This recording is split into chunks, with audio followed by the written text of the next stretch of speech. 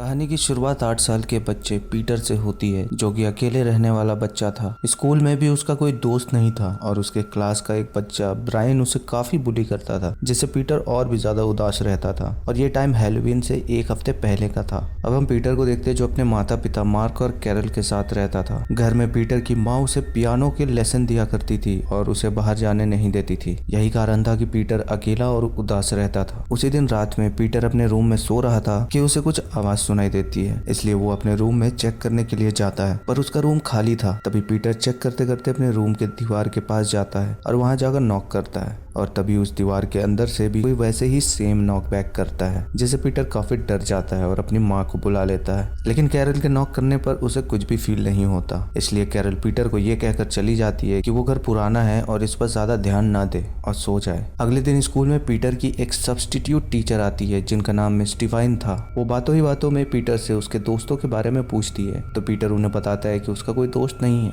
और उसकी teacher Peter के अकेले और उदास बिहेवियर को देखकर काफी बुरा फील करती है। शाम को पीटर, मार्क और कैरल डिनर साथ कर रहे होते हैं। पीटर इनसे हैलोवीन पर बाहर जाकर ट्रिक एंड ट्रीट लेने की परमिशन मांगता है, पर मार्क उसे बताता है कि कुछ साल पहले उसके पड़ोस से ऐसे ही एक लड़की गायब हो गई थी। इसी वजह से वो पीटर को बाहर नहीं जाने देता ताकि उसे कुछ हो ना जाए। ये सुनकर पीटर भी मान जाता है और सोने चला जाता है। अब पीटर अपने बेड पर लेटे हुए उस दीवार को ही देखे जा रहा था, और फिर से उस दीवार से एक नॉक आती है, जिसके बाद उसे एक लड़की की आवाज सुनाई देती है, जो पीटर से मदद मांग रही थी। जिस वजह से पीटर काफी तेज चिल्लाता है और उसकी आवाज सुनकर वहां मार्क आ जाता है। लेकिन मार्क को वहां से कोई आवाज सुनाई नहीं देती, और वो ये कहता है कि वहां जरूर कोई चूहा होगा, इसलिए पीटर उस पर ध्यान ना दे और सो जाए। अगले दिन पीटर और मार्क उसके कमरे के बाहर चूहों को मारने की दवा डाल देते हैं। उसके बाद हम पीटर को स्कूल में देखते हैं, जो एक ड्राइंग बना रहा था, जो कि उसकी खुद की थी। उस ड्राइंग में उसने खुद को अपने रूम में मदद मांगते हुए दिखाया था, और ये मिस डिवाइन के लिए काफी अजीब था। इसलिए वो बिना कुछ सोचे समझे पीटर के घर आ जाती है और उसकी मॉम को वो ड्राइंग दिखाती है, जिसे देखकर कैरल भी कंफ्यूज थी, और वो उसे ये बताती है कि पीटर कुछ दिनों से अपने कमरे में किसी को इमेजिन कर रहा है, इसलिए उसने ये ड्राइंग बनाई है। ये कहकर वो गेट बंद कर देती है और ऊपर जाकर वो पीटर को डांटती है, और इन सब आवाजों को उसकी इमेजिनेशन बताती है। इसलिए पीटर जब रात में सो रहा था तो वो इन आवाजों को इग्नोर करने की कोशिश करता है, क्योंकि वो इन्हें इमेजिनेशन समझ रहा था। पर तभी वो लड़की बताती है कि वो इसकी इमेजिनेशन नहीं बल्कि सच्चाई है। और यहाँ आता है ट्विस्ट, जब वो लड़की पीटर को बताती है कि वो उसकी बहन है। ये सुनकर पीटर उससे रात भर काफी बातें करता है। अगले दिन हम पीटर को स्कूल में देखते हैं, जहाँ वो एक पंपकिन पर कुछ ड्राइंग भी करता है, जो डिवाइन को काफी अच्छी लगती है, इसलिए वो पीटर को शाबाशी देती है। लेकिन ये चीज ब्रायन को बिल्कुल पसंद नहीं आती,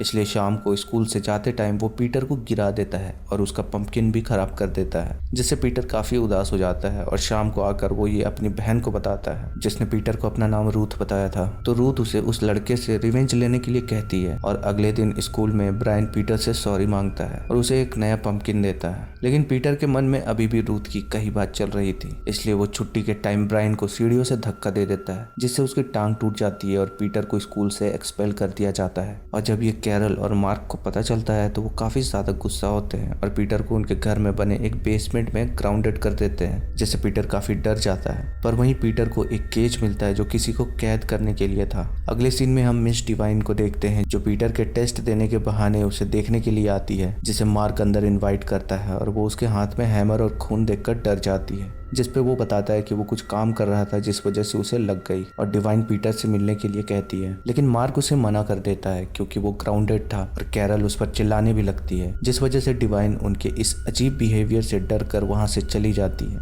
थोड़ी देर बाद कैरल पीटर के लिए कुछ कुकीज लेकर जाती है, जिसके बाद वो उसे बाहर निकालती है और उसे बताती है कि अब वो स्कूल नहीं जाएगा और उसकी मॉम ही उसे पढ़ाएंगी। अब रात में हम पीटर को फिर से रूथ से बातें करते हुए देखते हैं, और रूथ उसे बताती है कि उनके पेरेंट्स ने उन्हें वहां बंद करके रखा है, क्योंकि वो बिल्कुल भी अच्छे नहीं है और वो उन दोनों को जान से मारना चाहते हैं। पर पीटर इस पर विश्वास नहीं करता और उसे रूथ को देखना था, इसलिए वो उसे दीवार के पास बुलाती है और दीवार से वॉलपेपर हटाने के लिए कहती है, जिसके पीछे एक छेद था। और जब पीटर उसमें झांकता है तो उसे अंदर रूथ की आंख दिखती है, जो काफी डरावनी थी, और वो डर कर अपने बेड पर बैठ जाता है। उसी वक्त उसके रूम का डोर ओपन होता है और उसके सामने उसकी माँ खड़ी थी, जो काफी क्रीपी हंसी हंस रही थी, और वहीं मार्क भी था और वो भी क्रीपी स्माइल कर रहा था। ये देखकर पीटर काफी डर जाता है और रूथ उसे बताती है कि वो उनके बैकयार्ड को चेक करे। वहां उसे कुछ साल पहले खोई हुई लड़की की लाश मिल जाएगी, जिसे उसके पेरेंट्स ने ही जान से मारकर दफना दिया था। जिसके बाद पीटर डर कर चिल्लाने ही वाला था कि तभी कैरल आकर उसे नींद से उठाकर गले लगा लेती है, क्योंकि वो नींद में चिल्लाते हुए कांप रहा था।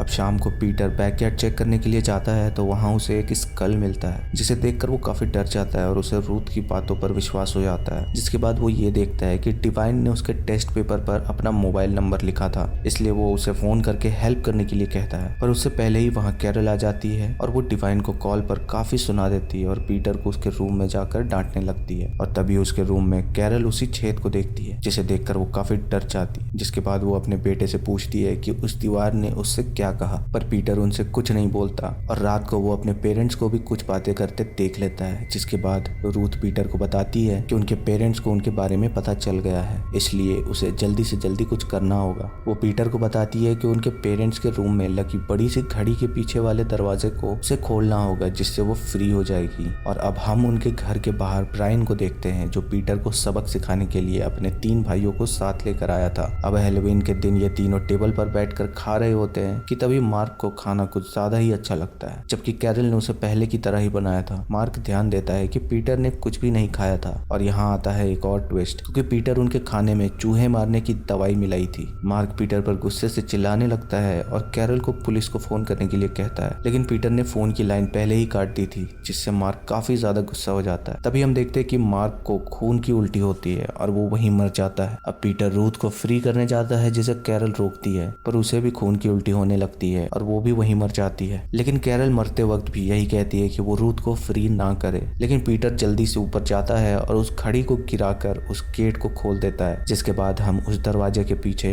एक काफी डरावनी हंसी सुनते हैं और पीटर ये देखकर वहां से डरकर अपने रूम में चला जाता है और गेट बंद कर देता है। और वहां रूथ आकर उसे थैंक्स बोलती है, जो काफी डरावनी लग रही थी। हम देखते हैं कि उसके बाल काफी ज्यादा लंबे थे। जिसके बाद ब्रायन भी अपने भाइयों को लेकर अंदर आ जाता है ताकि वो पीटर को मार सके। अब रूथ कैरल और मार्क की डेड बॉडी को वहां से हटा देती है, क्योंकि उसे ब्रायन और उसके भाइयों का शिकार करना था। उतने में वहां ब्रायन और उसके भाई भी आ जाते हैं, जो पीटर को ढूंढने लगते हैं और उसके घर को तोड़ने लगते हैं। तभी उसके भाई को रूथ पियानो के नीचे खींचकर मार देती है और जब उसका दूसरा भाई उसे देखने आता है तो वो उसे भी पटक पटक कर मार देती है। हम देखते हैं कि ब्रायन गलती से कैरल की डेड बॉडी को देख लेता है और खून पर फिसल कर गिर जाता है। जिसके बाद रूथ उसे भी जान से मार देती है और उसके आखिरी भाई का गला काटकर पीटर के रूम के बाहर उसके सर कटी लाश को फेंक देती है। जिसके बाद वो पीटर के बेड पर जाकर बैठ जाती है और यहाँ वो पीटर को बताती है कि वो बचपन से ही ऐसी थी और पीटर सुंदर था, इसलिए उसके पेरेंट्स ने उसे यहाँ बंद कर दिया, जिस वजह से रूथ को जिंदगी भर जमीन पर सोना पड़ा और पीटर को सोने के लिए मुलायम बेड मिला। जिसके बाद वो पीटर के सामने एक पंपकिन फेंक देती है, जिसके अंदर एक इंसान का सर था। ये देखकर पीटर काफी डर जाता है और बेड के नीचे से निकल जाता है। जिसके बाद रूथ उसे पकड़कर तहखाने में बंद कर देती है, जिसमें अभी तक वो बंद थी। थोड़ी देर में वहाँ डिवाइन आ जाती है, जो पीटर को बचाने आई थी और वो उसके घर की हालत देखकर समझ जाती है कि वहाँ कुछ तो गड़बड़ है, इसलिए वो पुलिस को कॉल करने लगती है। पर उससे पहले रूथ उसके पैर पर मार देती है, जिससे डिवाइन कॉल नहीं कर पाती। फिर भी वो पीटर को ढूंढने लगती है और उसे पीटर के रूम में उसी छेद से पीटर की आवाज सुनाई देती है। जिसके बाद वो पीटर को जल्दी से निकालने की कोशिश करती है। दूसरी तरफ रूथ भी पीटर की तरफ आने लगती है। डिवाइन किसी तरह पीटर को निकालकर उस घर से बाहर चली जाती है, पर वो पीटर को अंदर खींच लेती है और उसके बाद उसे उसी बेसमेंट वाले केज में डाल देती है और उसके अंदर जाकर उसे टॉर्चर करती है, क्योंकि उसकी वजह से वो इतने साल तक उस तहखाने में बंद रही। और हम रूथ के चेहरे को देखते हैं, जो कि एक मॉन्स्टर से कम नहीं था। तभी वहाँ डिवाइन आती है, जिसे रूथ घायल कर देती है। जिसके बाद वो उसे मारने वाली होती है, पर पीटर उसके लंबे बालों की मदद से उसके ऊपर आने लगता है और रूथ इससे काफी डिस्टर्ब हो जाती है। जिसके बाद डिवाइन भी रूथ को मारती है और वो दोनों मिलकर रूथ को उस केज में बंद कर देते हैं और वहां से निकलने लगते हैं। लेकिन वहां से जाते जाते रूथ पीटर को ये बोलती है कि पीटर भी उसके ही जैसा है, क्योंकि उसने अपने माता पिता को जान से मार दिया। जिसके जवाब में पीटर कहता है कि नहीं,